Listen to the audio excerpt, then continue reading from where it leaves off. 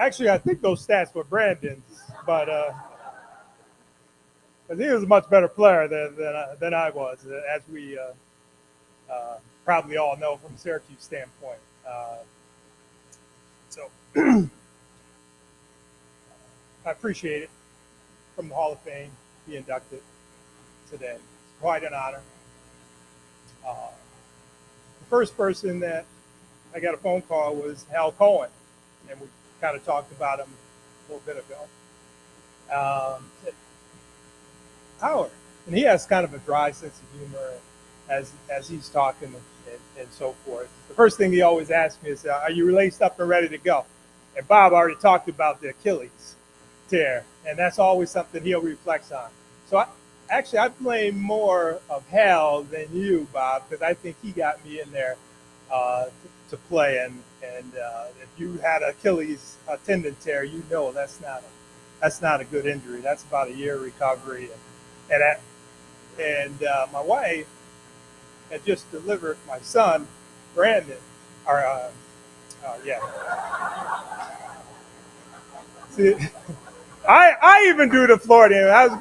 First thing I have to say and make sure that I always give my brother credit because everybody always says that Brandon is my son. But so, but Madison, my son was 2 months old at the time I had the Achilles tear. So not only my lovely wife was tending to my son, but she had to tend to me as well. So all that didn't go over really well, as you might.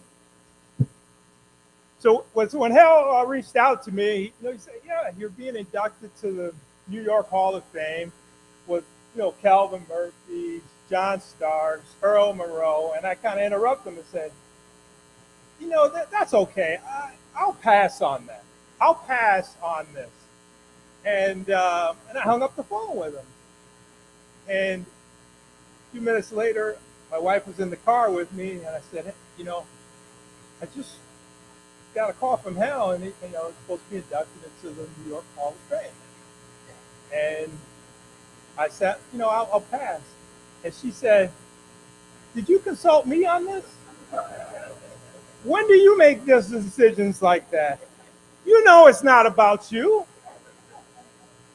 It's about your journey. It's about your community. It's about what you've done, not only in basketball, but throughout your life." And I said, I forgot I had that idea. So I called Hal back and said, I had a senior moment. So, and then Rennie was nice enough to extend and tell me how I have a tough time, receiving accolades and so forth. And being honored is more about the journey, about others helping me along the way, and as I acknowledge that. So I have a table there of friends and family, 15 and 16, that I really do appreciate them being a part of this. I think that's all part of this journey, to be able to share things with former teammates like Sonny Spear and Wendell Alexis, my high school longtime friend and teammate Randy Hayden's over there too, and then we got my family and my brother, which is always my biggest supporter through high school, throughout my life, pretty much. But from a basketball standpoint, because he played, I just enjoyed playing. Whether it was baseball, football, basketball, I just enjoyed playing sports. I had no idea of what expectations as far as college or anything like that. But my brother, on his dime, sent me to basketball camps because he saw all the potential in high school. And so did my high school coach. As some of you guys may know, Al Marsh, who was at Oneonta and came to Corcoran my freshman year. And saw the potential in me and guided me throughout the high school and instilled that, hey, maybe I was a decent player and I could play at the next level. And that was very important. My brother, Melvin, three great sons that played in college, Melvin Jr., Michael, and of course you guys know Brandon. So he knew a little bit about basketball. Well, on the other side, my kids, uh, Howard, Madison, and Cameron, I didn't have pretty good persuasive skills because they played soccer and then did ballet. So there's something I did wrong. So I had to go out, in the community and so which was important, a standpoint of after playing and so forth of contributing to coaching youth, running basketball clinics and so forth, which are important. To be able to see those youth that you see, 8, 9 years old, and then they're in college or they're coaching other kids. That's just so gratifying to see that. And a lot of you guys already know this, and doing something similar, which is very, very important.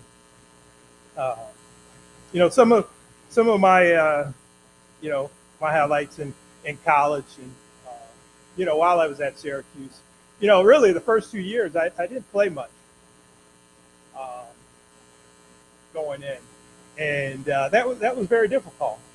Uh, I loved playing in the summer. You guys remember the Empire State Games? Oh, it was just phenomenal. I don't think I was All American of Empire State Games, but being able to transfer that over into basketball in the winter was sometimes a little bit difficult until my junior and senior year, which Coach Boeheim, shared with me. I had, it was a little bit of a tough transition.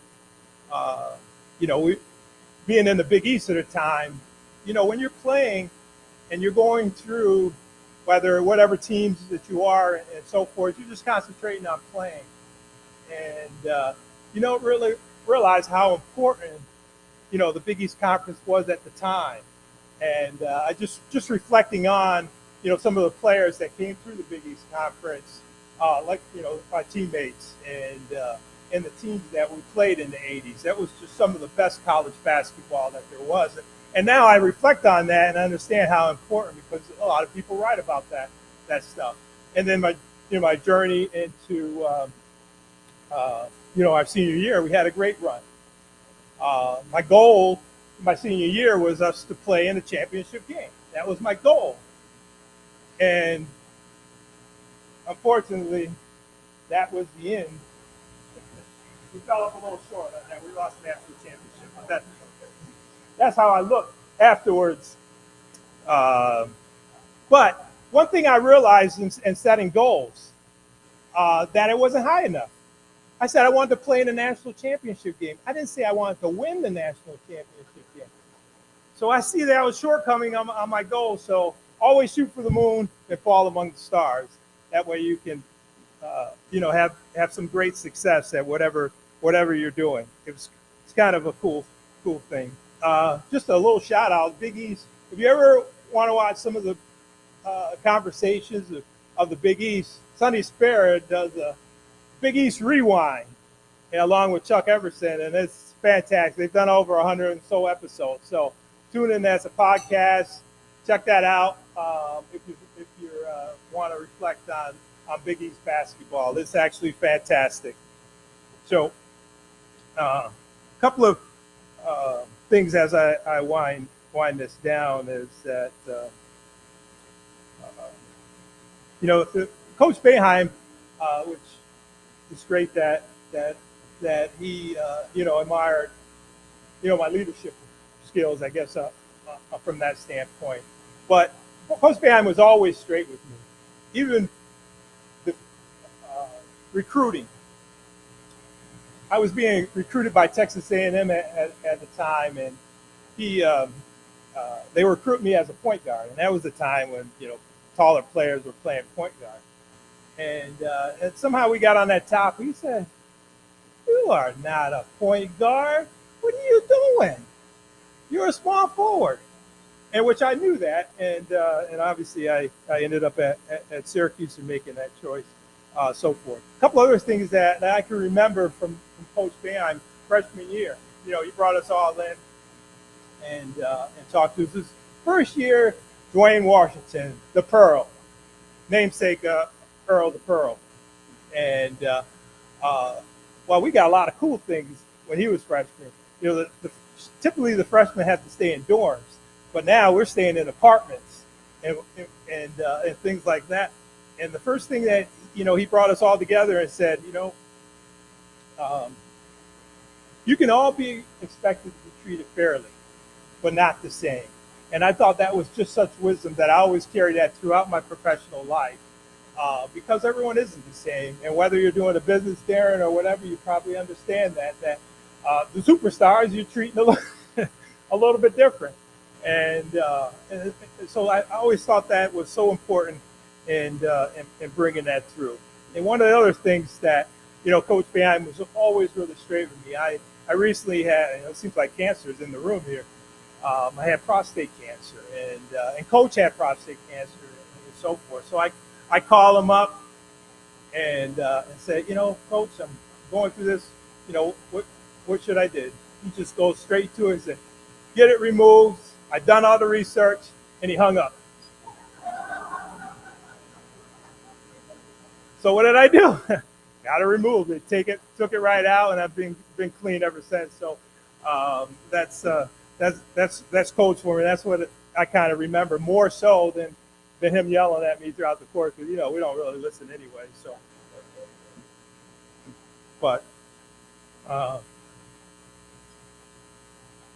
so one of the important things that I guess also to share is that when you're coaching young kids and so forth, and we're setting the goals of my kids really never, they heard it a lot, but I'm sure they're tired of hearing that, is what, as you an athlete, are doing that other people are doing, what's giving you the edge. And whether it's lifting weights, whether it's whatever it might be in school, sports, whatever sport that might be, is to give yourself an edge so you can go out and be the best player or the best leader that you can possibly be. That's all I have.